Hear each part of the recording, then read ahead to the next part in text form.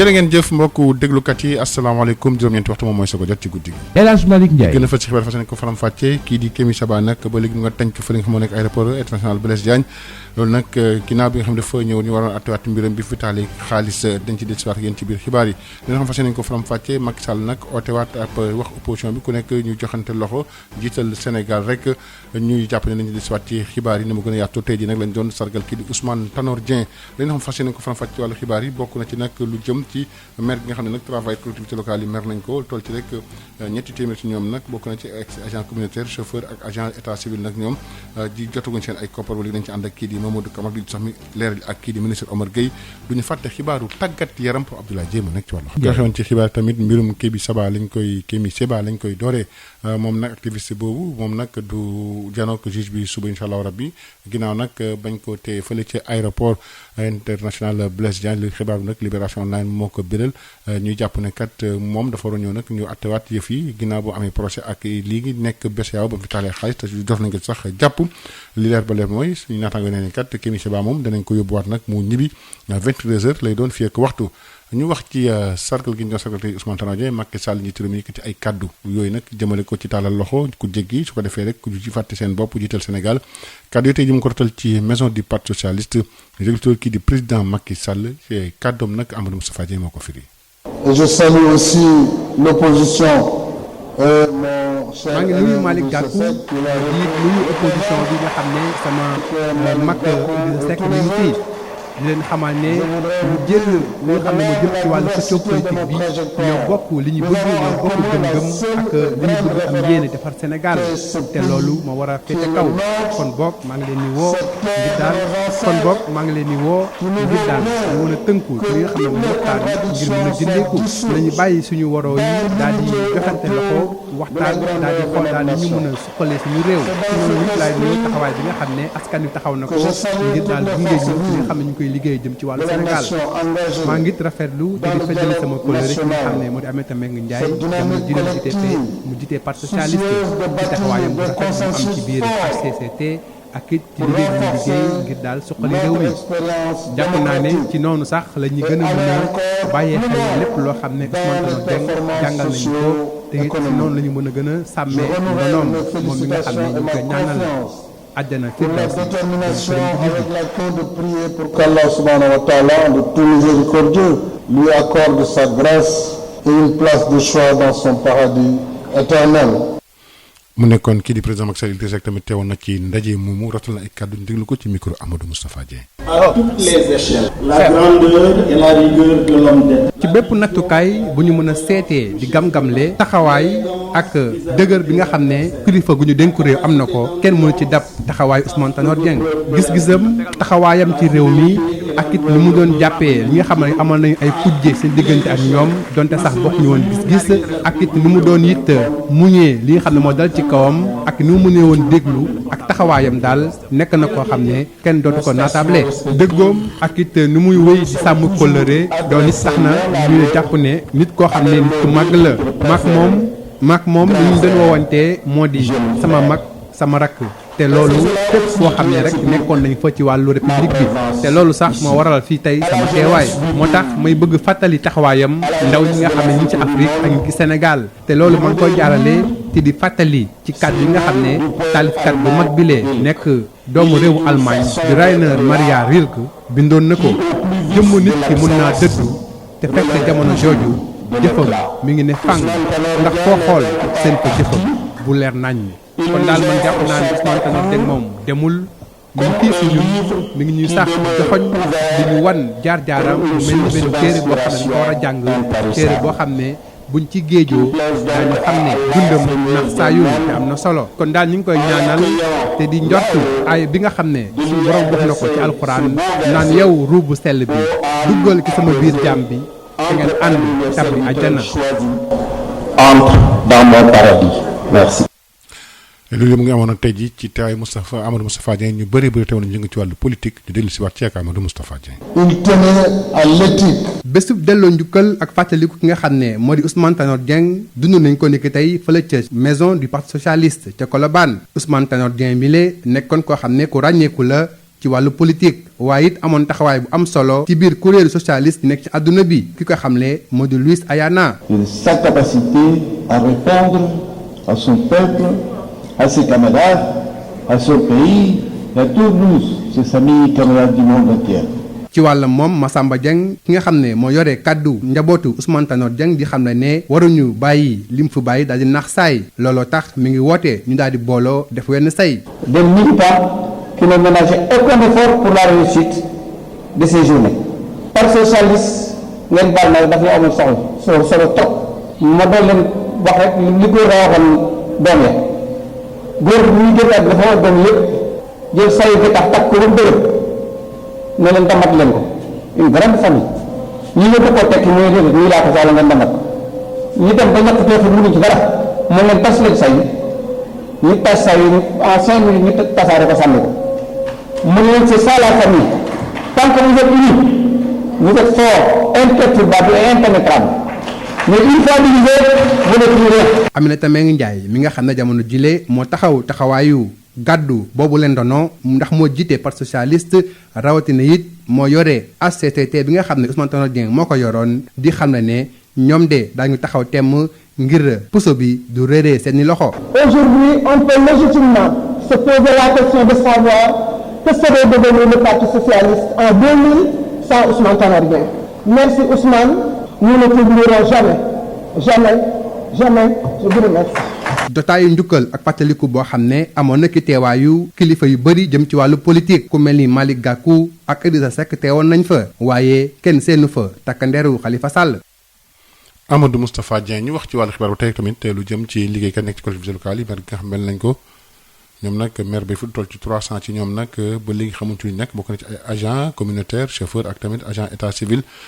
gis nañu nag kat ñoom nag lu jëm ci ay jafe-jafe yoo xam ne ñu ngi koy nemmeeku Amadou Diassé mooy directeur général mooy syndicat bi ñu déglu ko ci micro Mamadou Camara. tey buy fonction publique locale ñu koy wax tey ci jamono Aliou Sow la woon c'est un ministre que nous remercions au passage def na ci ay avancées significatives tey bu ñu koy wax tey ba woyee jëmal nii ndomba tànkam la commencé woon moom moo indi corps boobu te ba mu ko tax mu ko indi assistant communautaire yi fekkoon ci base bi parce que moom boobu président communautaire la woon moom xamoon nañu li ñu doon daj ak ñooñu fan la seen xam-xam toll ñoo doon gérer état civil di gérer comptabilité bi di gérer administration bi di gérer courrier yi lépp ñoo ko doon def ci jamono communautaire yi mu ne ñii jot na ñu indi benn corps boo xam ne daf leen dimbali fekkoon na sax ay yeneen ni xalaatoon ci loolu ay année yu weesu ay fonction plus locale mais foofu lañu ko doog a jëmbalee mais assistant communautaire ñoo taxoon moo tax bi ñu ko commencé jëmbal nii mënuñ comprendre ki def 20 ans ñu ñëw xëy rek indi corps bi nekk yow dañ lay indil ancienneté ay 3 ans 4 ans alors que 20 ans servi na ko ci gannaaw loolu injustice la lañ bëgg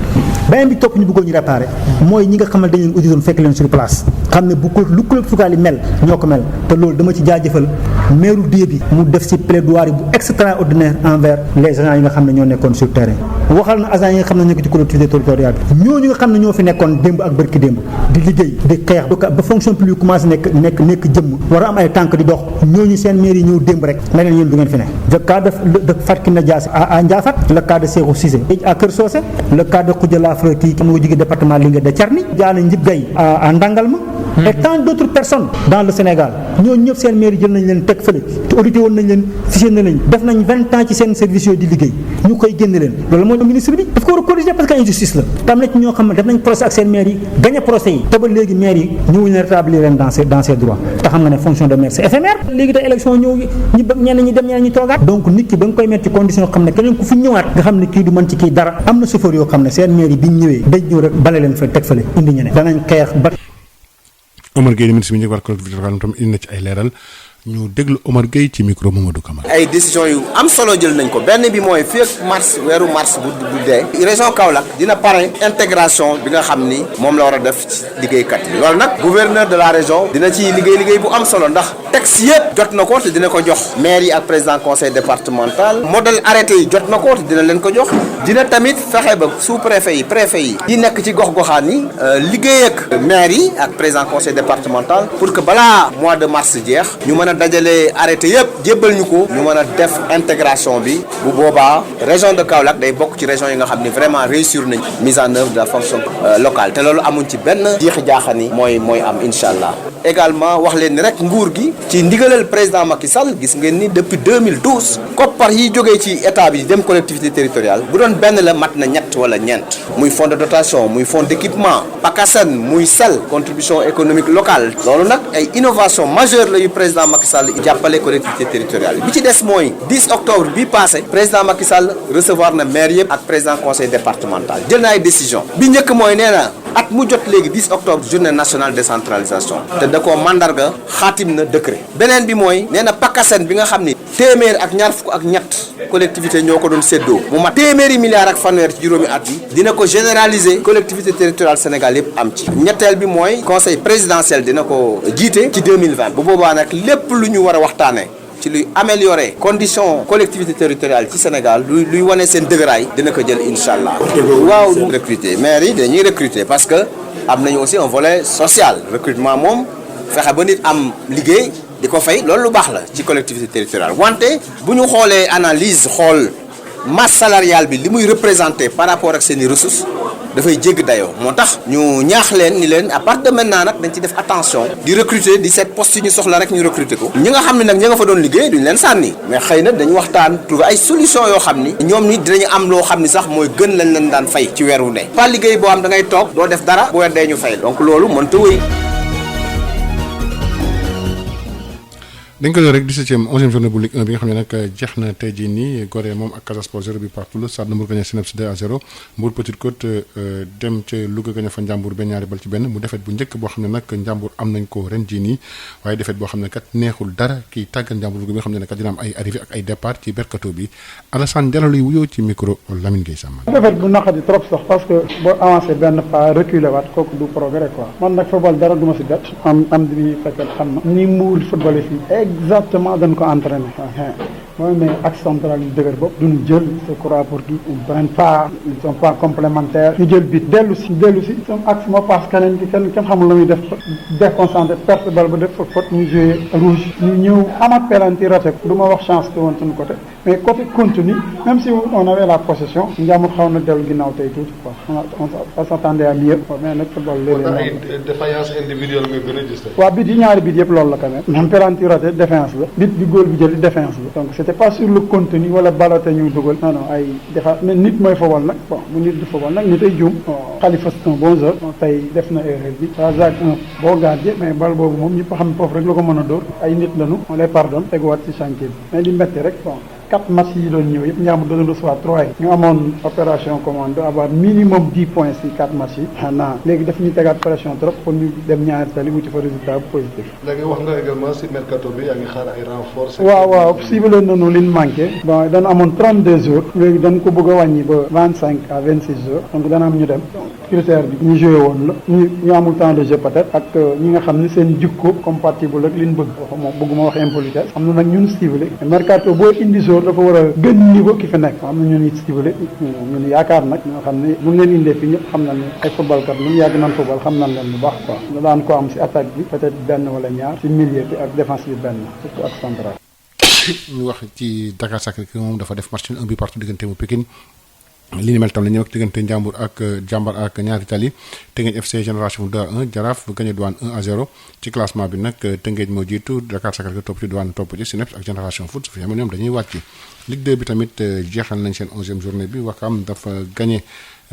Africa Promo 4-0 Renaissance Sonacos 0 but partout la Jamono Fatick gagné Thiès FC 2-1 Kër Madior Amitié 0 but partout Duc gagné Port ñeenti bal ci ñaar Guédiawaye ak EJ Fatick 1-0 la Linguère gagné Demba Diop benn bal dara ndam loo xam ne kat dafa dëgëral première place bu Linguère bi ci championnat bi Abdou Majib Diagne mooy tàggat Linguère bu Saint-Louis ci micro Yves Tendeng. xamoon nañu du yomb parce que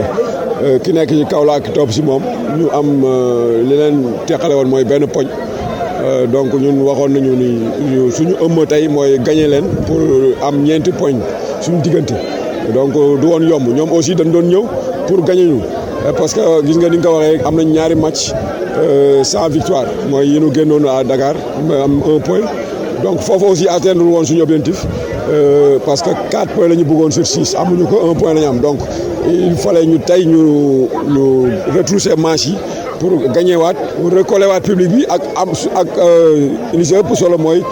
jëlaat confiance xale yi parce que boo tàmmoon di gagner am ñaari match gagné woo donc mën na am donc tey victoire bi lu ñu soxaloon la pour redémarrer machine bi. waaw chaudron bi moom mi ngi bëgg a nekk parce que moom laa wax xale yi de sa njëlbeen mën leen fii dañ ko war a def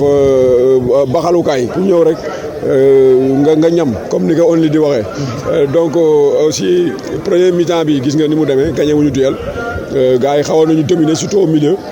ñu gis loolu ak ngelaw bi mu am tey aussi xawoon na métti pour téye bal bi. bi ñu defee changement yi ci deuxième mi-temps bi ñu gënal téye bal bi ak def différence bi donc loolu la remplaçant loolu lay jëriñ boo tegee ci banc bi di xool pour boo duggee nga mën ko régler. voilà def nañ ko donc du mën a def lu dul leen ndokkeel quoi. ci classement bi nag ki jiitu moom moo nekk Linguère Wakam topp ci digg daal ci topp su fi yemoon nag Africa Pro dafay wàcc moom équipe bi di Port Autonome bu Dakar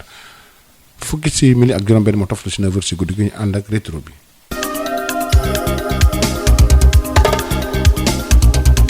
dal leen jàmm ci jotaay bi fësal xibaar yi gënoon a am solo benn ci ayu bés fii ci Sud FM dañu koy dooreek Abiboulaye Camara nekk ab taalibe bu am fukki at ak ñett ñàkk bakkanam ca Louga moom nag jàpp nañ ni dóor ak gaañu-gaañu yu mu jotee ci ustaasam moo ko faat leeral yi ak Lamine Gueye Samane muy coow lu rëy li nga xam ne ñu ngi koy waxtaanee fii si biir Louga benn taalibe ñu koy woowe Abibou Camara moom moo ñàkk bakkanam si li ñu wax nag ñu ni sëriñam moom moo ko dóoroon dóor yu metti sëriñ boobu tudd Abdou Latif Cissé moom taalibe bi di Abibou Camara doon jàngee ci école coranique jëm ci yàlla Adja Mbayang Cissé nekk ci quartier Coxna gannaaw ba nga xamee ni dafa dellu seen kër gis nañu daal yaramam neexul woon lool ba ko nijaayam laajee nag ci la wax ni sëriñu daaraam daal moo ko dóor yu metti néewu taalibe bi nekk ci hôpital régional Amadou Sakhir Mbaye bu Louga ci yenn ci jógee dossier bi wax nañ ni daañ ko yóbbu ci nu mu gën a gaaw fi nga xam ne mooy Ndakaaru ngir amal fa autopsie ci xibaar yi ñu amee ni sëriñu daara bi di Abdou Latif Cissé takk der yi jot nañ koo déglu laata ñu koy bàyyiwaat mu dellu këram. desandi ba tey ci boobee mbir ndax autopsie bu ñu amle woon fii ci Ndakaaru moo fësal ni ay gaañu-gaañu ci bopp bi moo wund génn àddunaam ñu fàttali leen ni kii di Abdou Latif Cissé nekk ustaasam mu ngi ci loxo yoon. ci fukki fan ak juróom-ñeent ci weeru février gi ñu ne le syndicat bu routier yu Sénégal yi tàmbali ab banque loxo boobee grève li ko sabab moo di ñàkk déggoo seen digg ak état bi secrétaire général bu syndicat bi mooy ñaawlu ñàkku pas-pas bu nguur gi wone waaye it di addu ci fukk ak ñaari ponk yi waral seen ñaxtu googee Gora Xuma comme amuñu accord boobu nag moo waral ñu ne ñun dañuy maintenir suñu grève bi déjà informé nañu la Gambie informé nañu aussi ci délégation bi ñu doon négocier ministre bi y avait la présence des Maliens xamane ne ñun dañuy dem grève boobu ñuy dem nag taxawul nag ñu ne dootuñu waxtaan ak kenn suba bu ñu woowee ci négociation pour la suite ñu continuer ko ba saa bu ñu amee accord signé avec gouvernement mais tant que amuñu accord boo xam ne bii dañ ko matérialisé par des signatures loolu ñun mënuñu ci basé wu pour na duñ dem grève l'essentiel waxtaan na continuer mais ñun daal loolu la ñuy xaar ci état ñu matérialiser accords yi par des signatures mais li nga xam ne tey ji moo nekk ci ñun mooy amuñu accord écrit boo xam ne bii tey ji ñu cautionné ko gouvernement bi cautionné ko ak syndicat bi pour mën kaa génne mën kaa wax.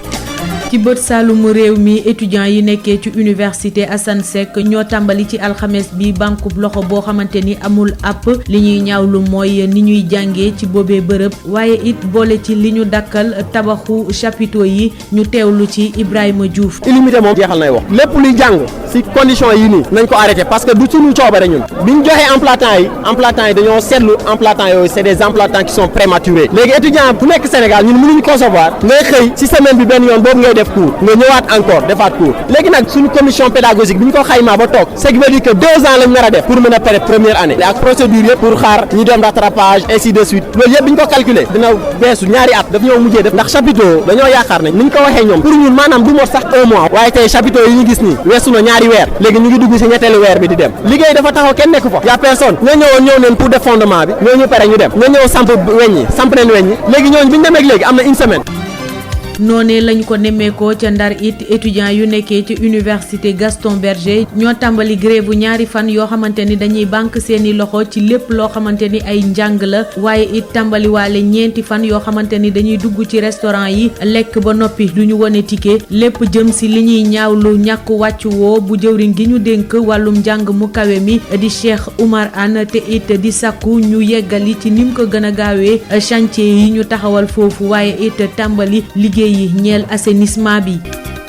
njiitum réew mi Macky Sall jël na dogal ni léegi duñu jëndati benn oto ngir képp nit koo xamante ni da ngay liggéeyee ci nguur gi ngir mën a wàññi dépense nguur gi ba jëmmi jamono ginnaaw bi ñu rafetlooy bile dogal société civile ñoom seen xel xaw naa tey ci njeexital gi ñu teewlu ci Abdou Aziz Diop di vice coordonnateur bu forum civil. ci principe bi rafetlu ne li président wax ni pour ñu yaxanal mais xam nga principe bi am na ak réalité bi nag mooy li ñu gis que ni boobu ba léegi 2012 ba léegi ci xaalis bi ñu dépense dañu gis ne xaalis bi dafay dem fu mu warul dem c'est-à-dire dafay poser problème d'abord d'allocation des ressources de la répartition inéquitable ñii di seddu à travers peut-être leur poste ou à travers leur posture à travers l'État ñeneen ñi tey askan boo xam ne ñu ndóol par exemple ces véhicules dont on parle am na ci tey communes yoo xam ne qui n'ont pas d'ambulance il y a des services de l'État qui ont besoin de ces véhicules pour faire leur mission mais amuñu tey moyen alors que d'autres à leur place ñu ngi yoree tey parc automobile boo xam ni soo ko xoolee ñii pour seen jabar ñii pour seen doom donc président de la République je pense que li mu wax da cee war a jiitu moom jiitu bi mooy c'est-à-dire parc automobile ñu institution énergivore ñu def audit réel donc dañu gis que ni daal état bi ñu bëree bëri dañuy utiliser les moyens de l'état à des fins personnelles qui se servent de l'état plutôt mais servir ñu état bi servir de nation bi.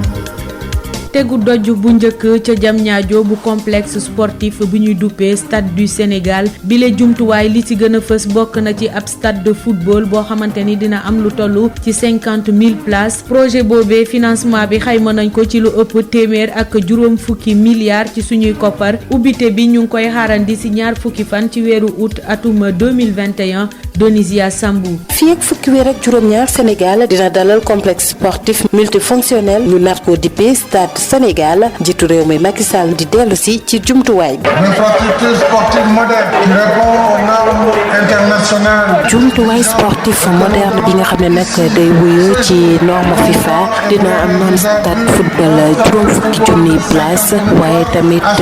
système boo xam ne moom mooy kay may ndox ak courant dina am tam terrain d'entraînement boo xam ne dina am ñaari junniy place ak tamit piste athlétisme bépp jumtuwaay boo xam ne dinañ ko soxla ci Jeux olympiques yi dina am itam ñetteelu terrain de football. De tous les équipements nécessaires à la pratique d'autres sports. téeméer ak juróom fukk ak juróom benn milliard ci suñu xaalis koppar gi ñu nar a dugal ci bile stade njiitu réew mi Macky Sall nag jàpp ne ndawu Sénégal rawatina sport sénégalais nag amuñu njëkk rax ci dolli suñu réew mérito na am jumtuwaay bu yees waaye tamit bu moderne tegu ci norme FIFA. Ce complexe inédit dans la sous-région sera réalisé. stade bi nga xam ne nag amul fenn ci sous-région bi maa ngi ciy félicité président directeur bu SUMA mi nga xam ne nag ful la rek lañu ko xamee ndax bu fekkente ne dafa joxe date rek da koy respecté waral Céline maa ngi lay jox rendez-vous ñaar fukki fan ci weeru août 2021 ngir inauguration bi incha allah. 2021 pour l'inauguration incha allah. ci fàttali Jeux olympiques JO 2022 nag dinañu ko amal ñaar fukki fan ak benn ci weeru octobre jàpp juróom-ñeenti fan ci weeru novembre président Macky Sall woo ministère bi ñu dénk wàllu tàggat yaram ak comité national olympique sportif sénégalais ñu xàccandoo doorandoo ngir Sénégal mën a am athlètes yi gën Diamniadio Denisia Sambo pour Sud FM. fii la ñuy ndar képpee jotaayu xibaar yi gënoon a am solo benn ci ayu bés fii ci Sud FM seen rajo dig daje dibéer bi di ñëw.